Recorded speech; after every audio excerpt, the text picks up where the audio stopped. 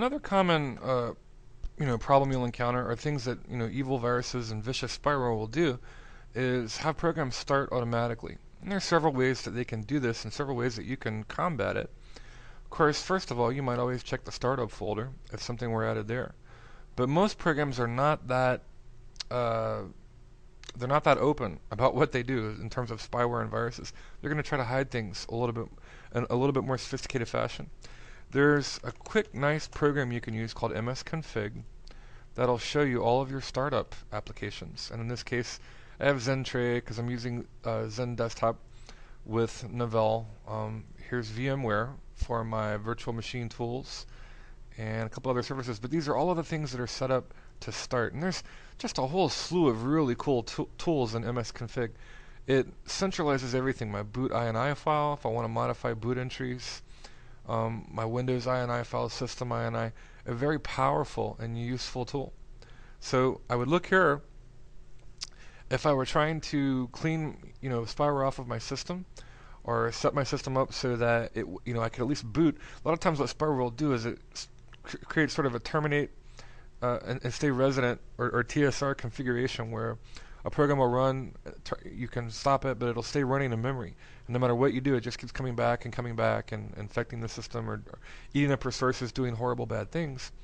So I could disable all of this. That would be the first thing I might try. And then I would click OK, and then I would restart my system. In this case, I'm not going to because we're going to look at the registry, but that would disable all of the startup programs.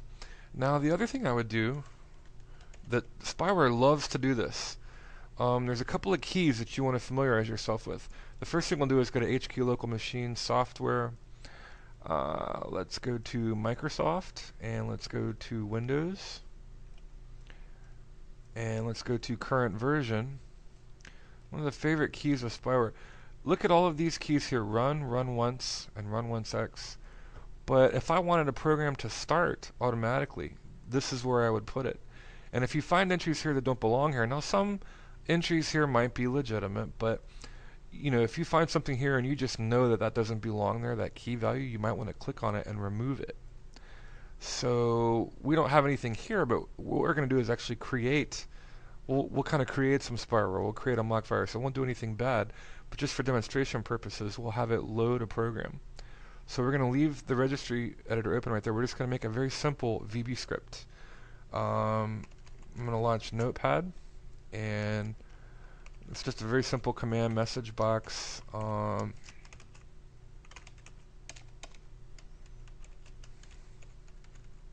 am evil spyware. I hate you. And maybe that's a little stronger. How about I am evil spyware.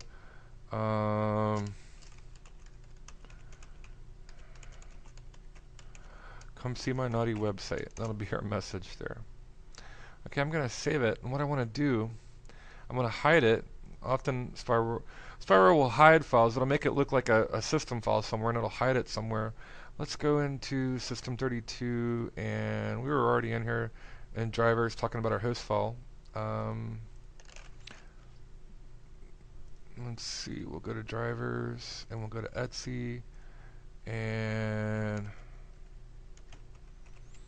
host.vbs looks innocent enough, almost looks like a system file. Host.vbs.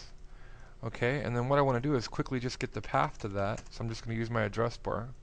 Some of the reasons I like to leave the address bar set up and enabled, but I'm going to go to Windows, and System32, and drivers, and Etsy. I'm just going to copy and paste that, and I got to remember it's called host.vbs, and that makes it executable. In my registry editor, I'm going to go ahead and make a key, and I'll make a new string value in this case. And let's see, let's try to make this innocent looking. We'll just call this system. Who would ever suspect that something called system was an evil, malicious, vicious piece of spyware? And then what I want to do is map it to this folder. So I pasted the path in here, and it would be, what do we call it? Host VBS. So now this string value is set up so that every time Windows boots, it's going to load this. And that would be in run once, And I could also put the put that entry in 1. Matter of fact, let me go ahead. Let me do this. Pop it over here, and we'll put in a new string value, and we'll make it sound like it's important, like it belongs there, something innocent, just like our evil spyware would do. And VBS. So now it maps there. And this is our registry database. It tells Windows what to do. In this case, keys there, what to do when Windows is booting or loading. So let's test that out. We're going to restart the system.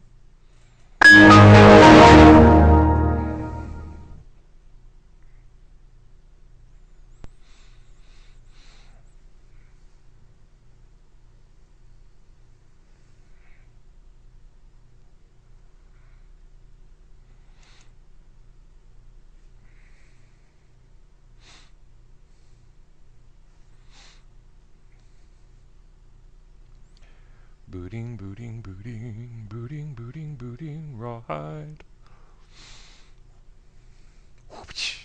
Move them out. That's about all I can remember. Okay, let's log in. And we're just going to do local workstation only. I'm not going to log into my Novell server, but I'll go ahead and... And then here's our message. I am evil spyware. Come see my naughty website. That's typically what a piece of spyware would do, or a virus would do to your system. So, and this is just reminding me that I used msconfig to disable all my startup files. So again, what you want to do to clean that, HQ local machine, and again, we'll just review the path so you remember. But we start out HQ local machine, software, Microsoft, and Windows, current version, and run. And I can actually just delete this key. It doesn't belong here.